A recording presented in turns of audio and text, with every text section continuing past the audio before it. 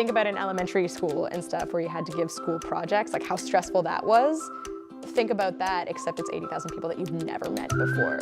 Hi YouTube! Hi YouTube! Oh, hello YouTube! My name is MoMo O'Brien. I'm making this video for a couple reasons.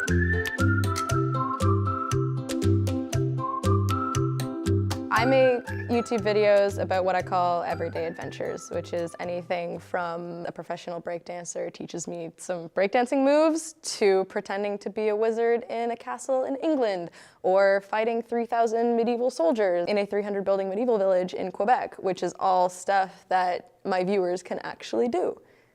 When I was growing up, I didn't have a lot of friends, and I'd, read at recess all the time. I had a lot of creative hobbies. I did a lot of music, I did a lot of film, I did a lot of acting. When I was in high school, I did a lot of music theater and I did some performances and stuff. I was actively taking music lessons, so I had places I could perform. When I went to university, I didn't have a place to do that anymore because I was busy with school, and there was also some mental health issues that were happening. I went through a really rough patch. I went through a breakup, which, at that age, it seems like the end of the world when it's super not. And I was, my depression at the time was just kind of coming to its full fruition. It really started to get very, very serious. Like, my parents actually pulled me out of school for a little bit, and I had to go to therapy multiple times a week at that time because it got pretty bad.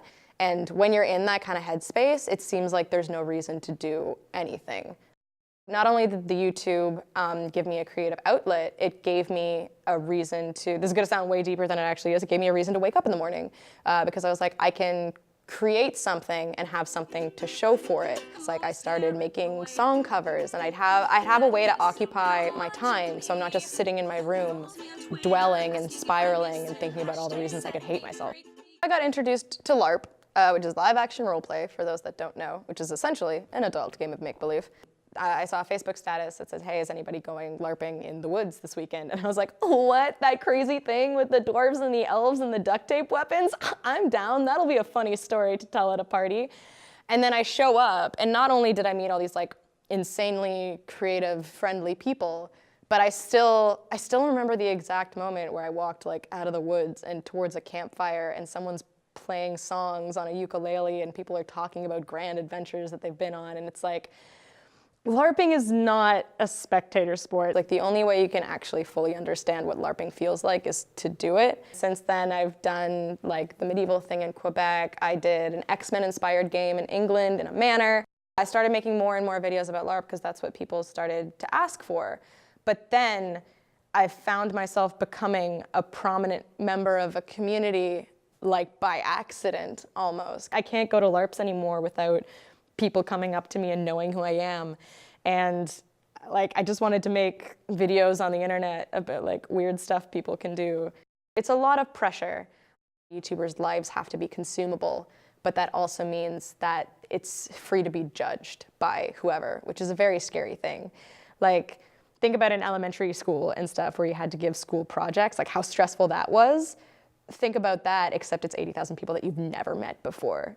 My least stressful videos that I've made are the ones that everything is scripted, whereas the most stressful are the ones where I don't have scripts and I'm just sitting in front of a camera and just being myself and knowing that up to like 80,000 people are going to be able to judge that, like in whatever aspect that they want to. A lot of YouTubers will create this persona, which is more just themselves set on fire. There's a lot about this that is kind of an act, but I'm not pretending to be anybody. I'm still myself. I'm just myself in a more entertaining view. I'm really scared about what kind of person I'll become and what my content will become if it's like, I have to constantly think about like, all my videos have to be clickbait. There is currently a film crew in my apartment standing next to me. I don't think I will ever do YouTube full time. It's inconsistent. I need sanity. I would like to go to a 9-to-5 job where I know I'm going to get this amount for this amount of time and be able to go home and know I'm going to get my rent paid. But right now, I am at a time in my life where I am totally cool with being young and stupid. And I want to travel and I want to make dumb decisions. And I feel like YouTube is part of that. I don't know what my future holds. I know that I've still got some emails in my inbox being like, we want you to cover our game, we want you to go to our events. So I know that's gonna be a part of it. I'm still figuring myself out, and a big part of that is I feel like I'm gonna have to be a little spontaneous. And I know that the art that I wanna make now is the pursuit of happiness thing and like documenting everyday adventures. What else, Carly? This documentary. Oh, this documentary, yeah. I'll post about that when it's done, for sure, because it's gonna be on YouTube, right?